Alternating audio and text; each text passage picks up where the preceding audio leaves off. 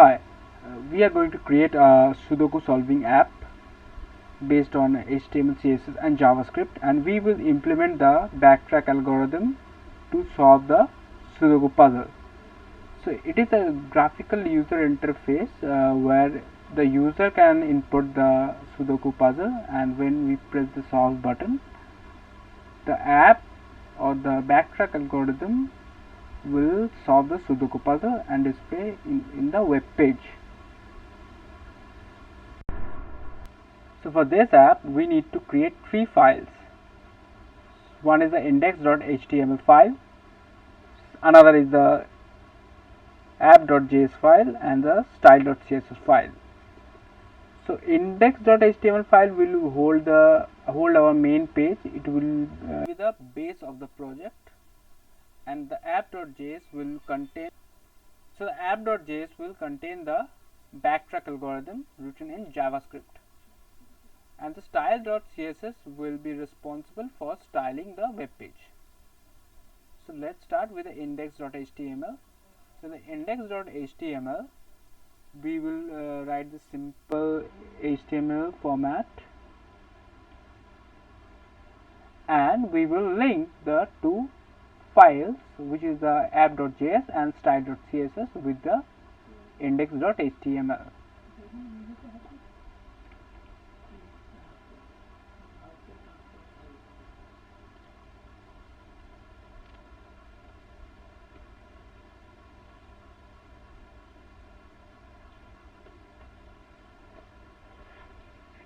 And in the body tag, within the body tag, we will write something. Okay, let's load into the web browser.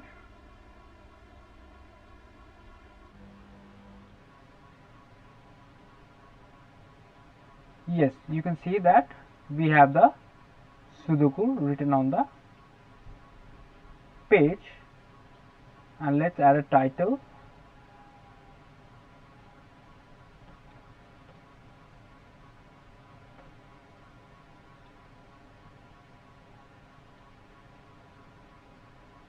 Yes, we have added the title of Sudoku solver.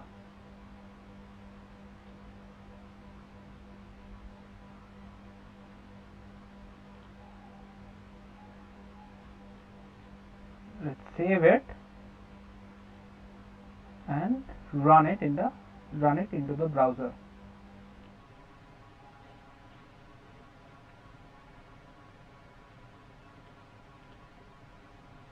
So as you know, Sudoku puzzle can come in different grid sizes. We can hard code it, but we will not do that. We will create a selector where the user can select the grid size. So the grid size can be of 4, 9 or 16. So when we select the grid size as 4, we have to create total 16 divs or 16 inputs. And if we select the 9, we need to create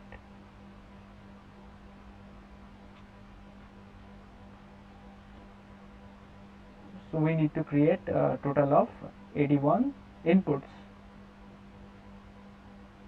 Okay, let's create the selector and submit button. When we will press the submit button, the app.js file will read the value from the selector, and we will log it into the console.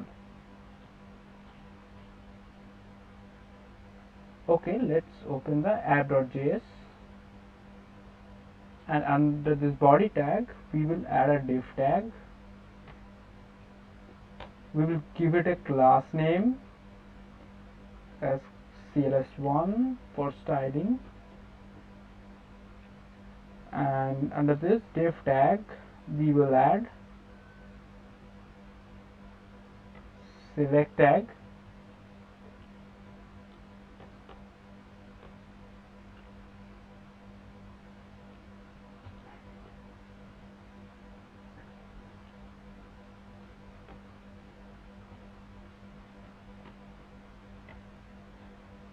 We will give the select ID, which we can use to refer. So the ID will be grid size,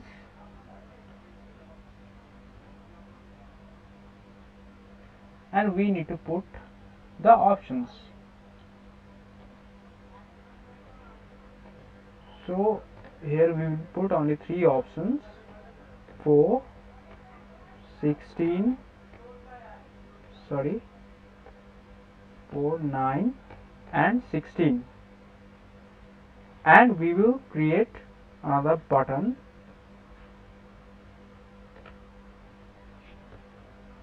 submit button, and we will also give it a ID as submit button.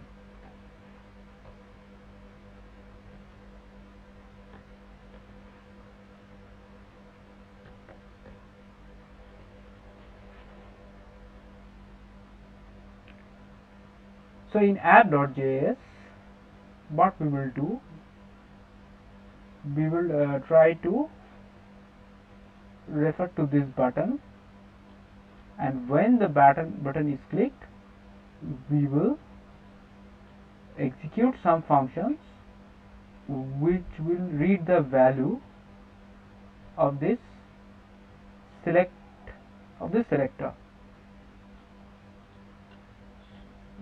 So in app.js we will write window dot onload. So window dot onload is a function, and we can define it in our modern JavaScript format. So we will define window dot onload as an anonymous function. So when the window is loaded, we will execute the function within these 2 brackets. So once the window is loaded, we will try to locate the submit button. So for that we will create var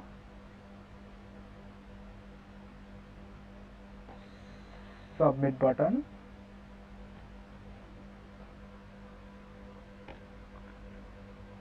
document dot get element by ID, and we will put the ID of that submit button here.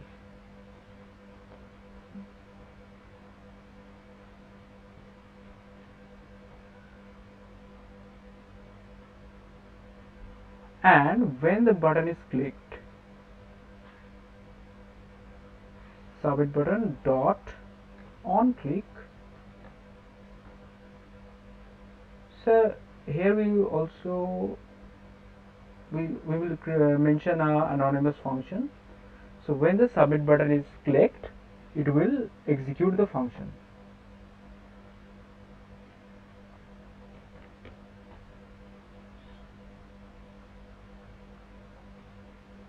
So var grid size, so it is a very okay, let's select var n. So n will be the grid size. So the value of the grid size will come from the selector. So then var n equal to document dot get element by ID, and then we will give the ID of that document, that selector. So the ID is grid size.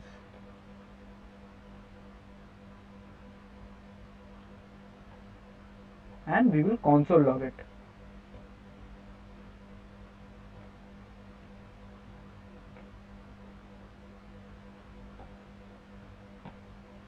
Let's save the file and run it in browser.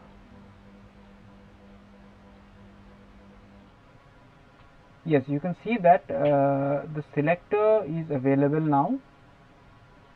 You can see that values are there, and to open the console you need to press F12. The console is open. Okay, it's giving me an error.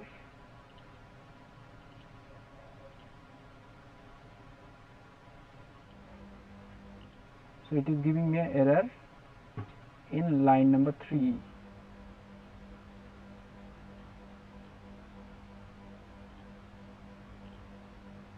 So in line number 3, what we have missed? Okay, we have missed the. Okay, let's save it and reload it.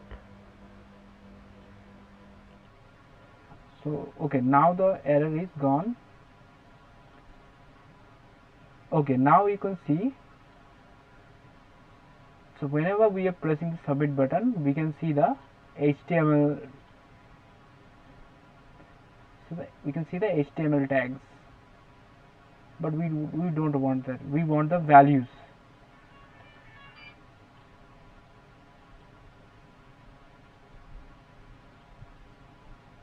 So for that, we have to again go to the app.js and mention as values.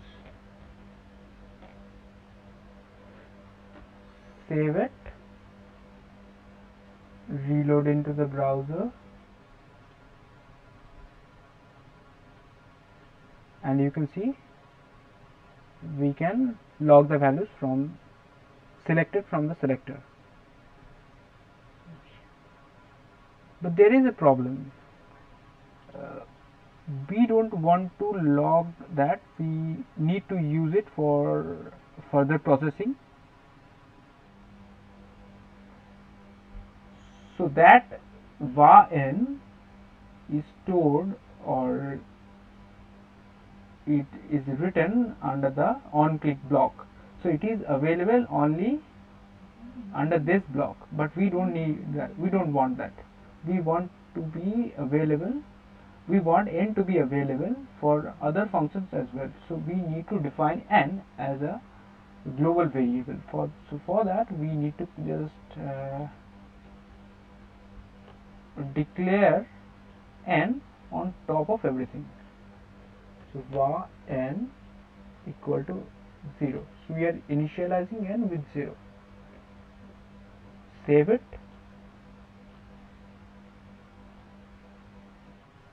run it,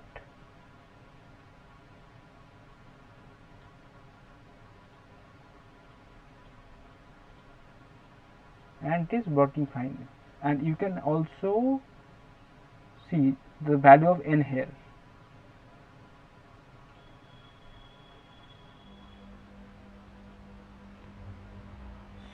So next we need to create a JavaScript function which will add a grid of n cross n inputs to this web page in the index.html.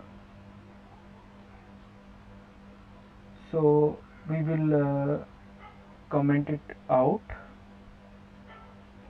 and create some function, create frame of size n and n cross n, and we need to define the create frame function here. So function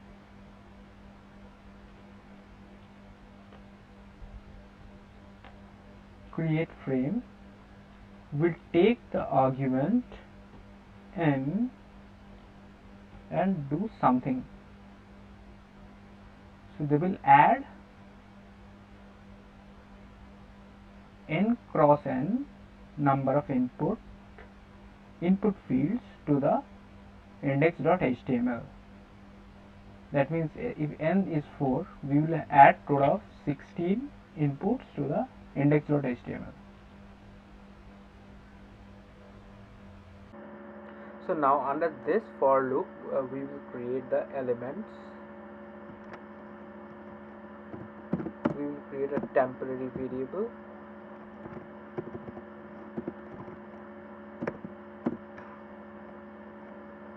then document dot create element input. So this function will create a element with input tag. We are creating the input tag and assigning few properties. So the initial value of temp of this input tag will be 0.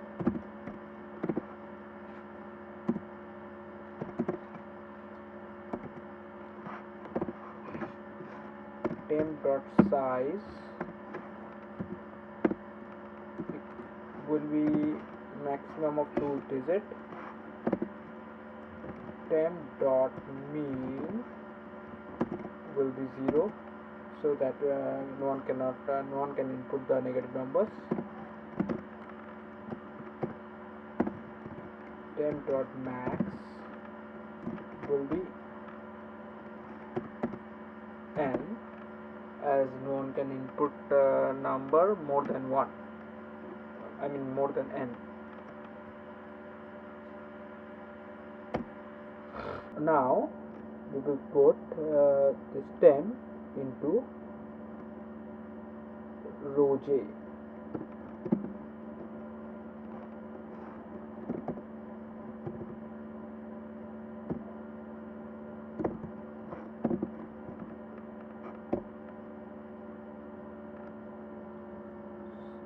So n number of input elements are created and they have been put into row array. And now we will put the row array into our ARR array.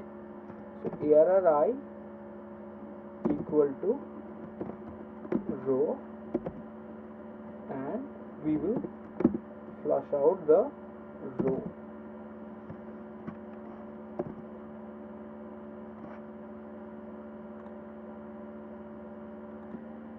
No, we don't need to flush out the row because we are assigning new row every time we start the outer for loop. So all the elements, all the input elements has already been created and they are stored under the ARR array, and now we need to render it to our main index.html. So for that we need for let I equal to 0, I less than ARR dot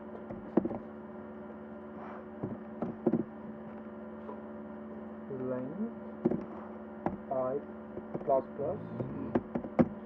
So we will run I, so whatever the length of ARR is, which is n, or you can put n here directly.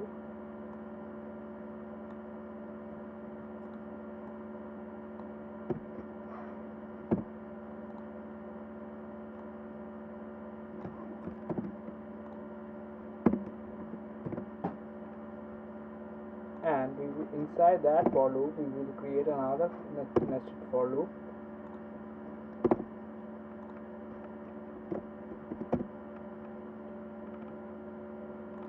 Yes, but before moving to that, we will create a block with div. So that block we will manually create in index.html.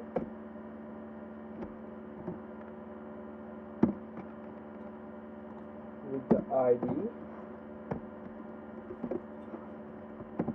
myDev, and in app.js we will refer it as document.getElement by ID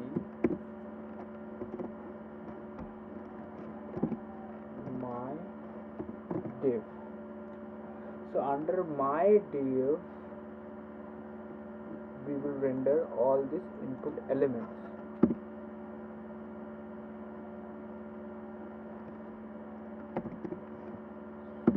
Block dot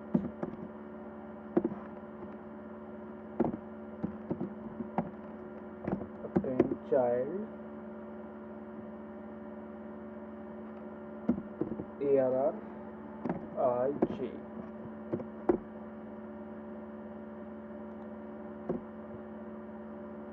And after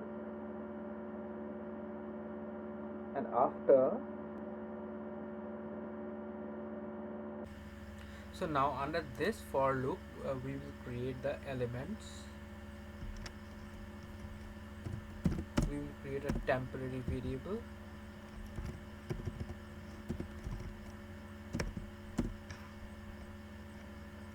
Then document dot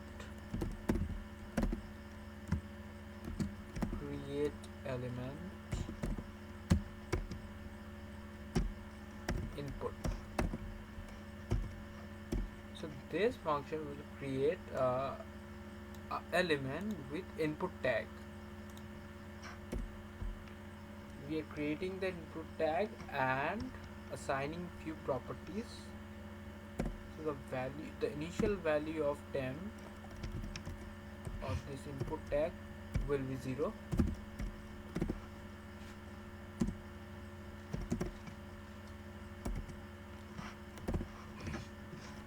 Temp dot size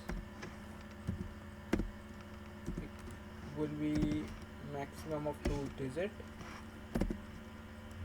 Temp dot mean will be 0, so that no one can input the negative numbers. Temp dot max will be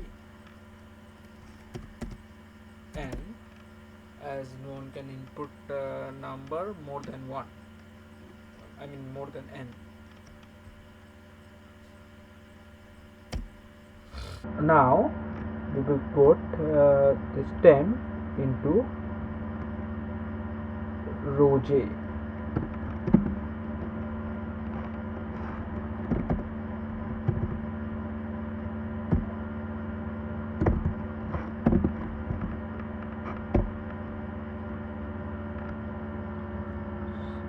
So n number of input elements are created and they have been put into row array.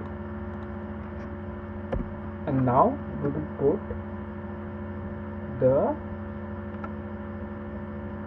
row array into our ARR array. So ARR equal to row, and we will flush out the row.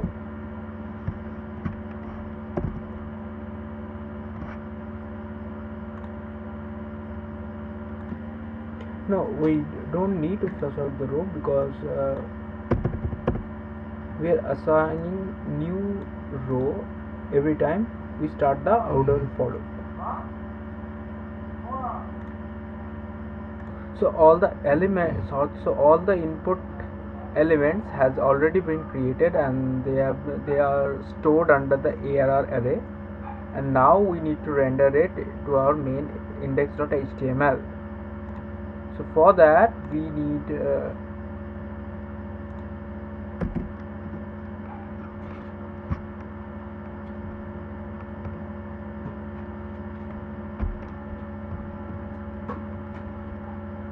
for let I equal to 0, I less than ARR dot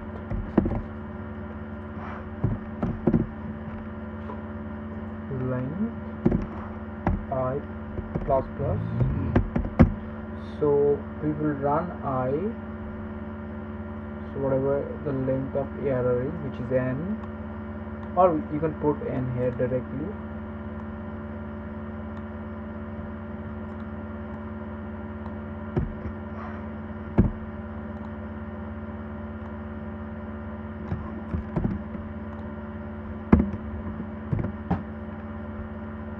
And we will, inside that for loop, we will create another nested for loop.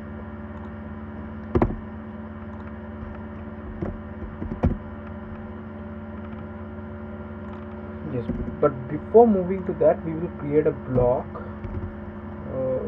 with div. So that block we will manually create in index.html.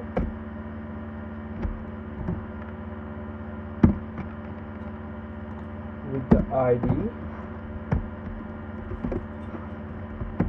mydev, and in app.js we will refer it as document.getElementById.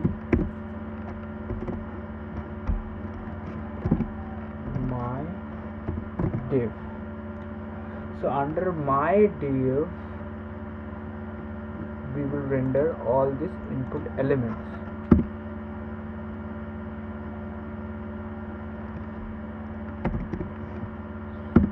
Block dot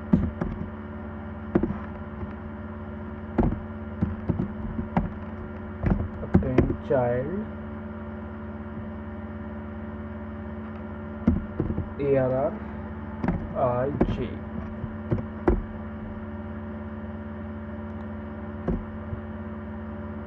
and after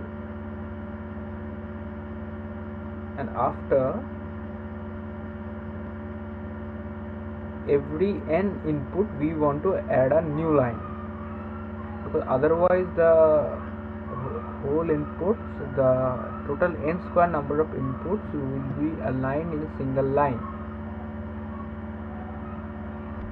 So for that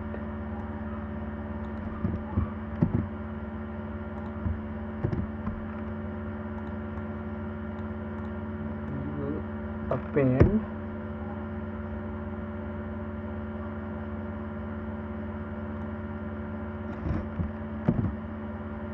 for that we will append a br tag,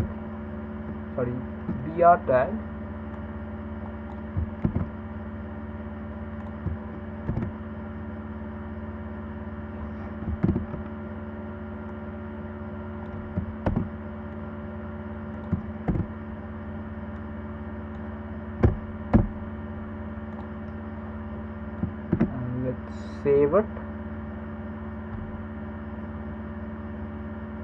and run it into the browser.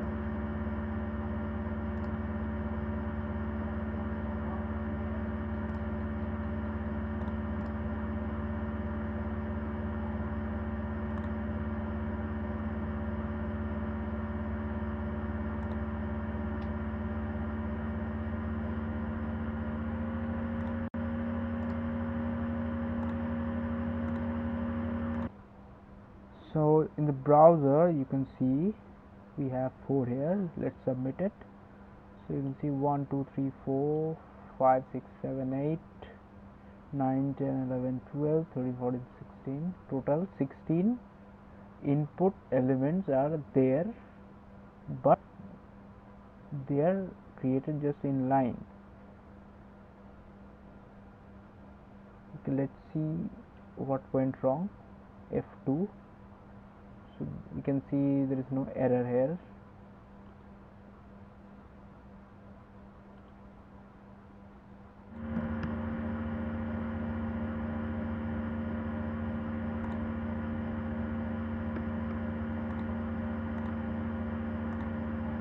Oh, we have mentioned B, but we need a BR here, and we missed a colon. Let's just save it.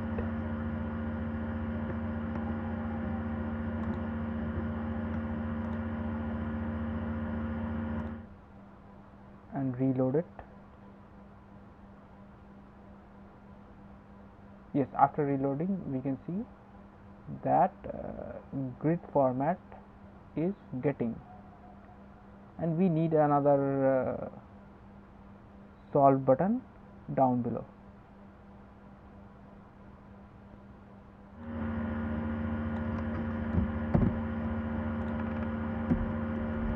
So we will create a solve button here.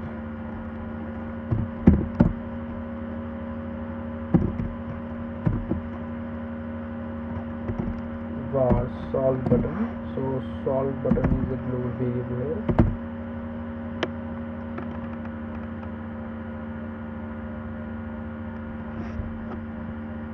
Okay, we will add another PR tag just to create the solve button in the next line.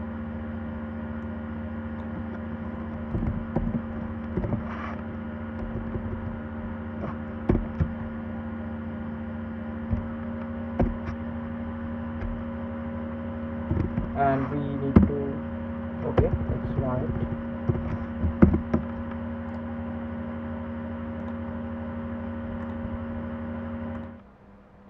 let's reload it.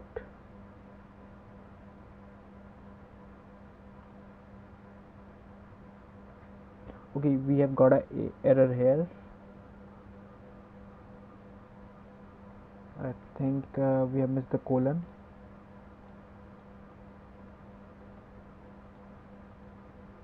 We save it.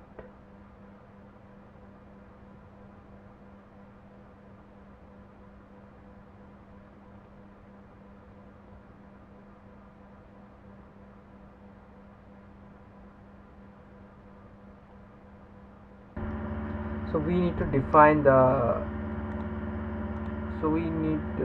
to create this br tag inside the create frame function.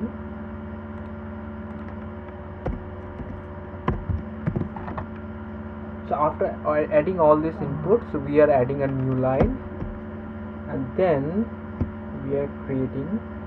Okay, let's add another global variable here, var solve button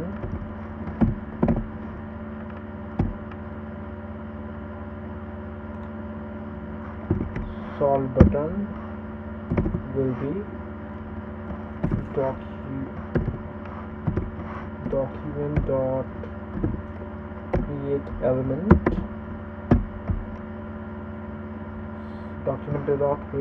button. So it will create a button tag, and now we need to append this button tag to the block dot append child solve button.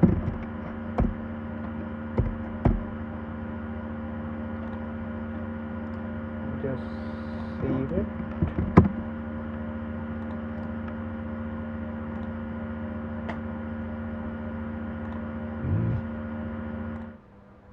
And when we open it in browser,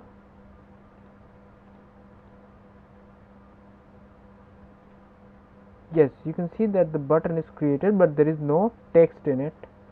So we need to add the text.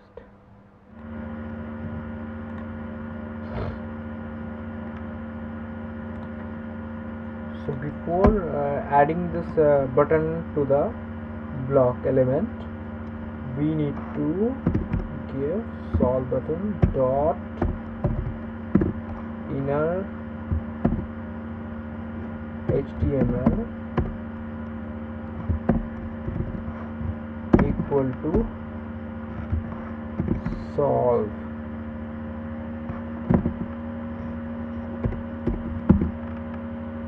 Save it.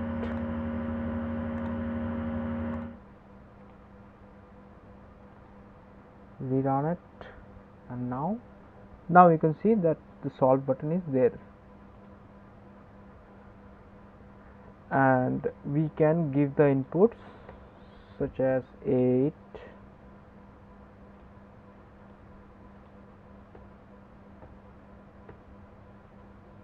1, 2, 3, 5, etc. And now when we press the solve button, the app.js will fill up the other inputs which are 0. So in the next video we will try to implement the backtrack algorithm to solve this puzzle.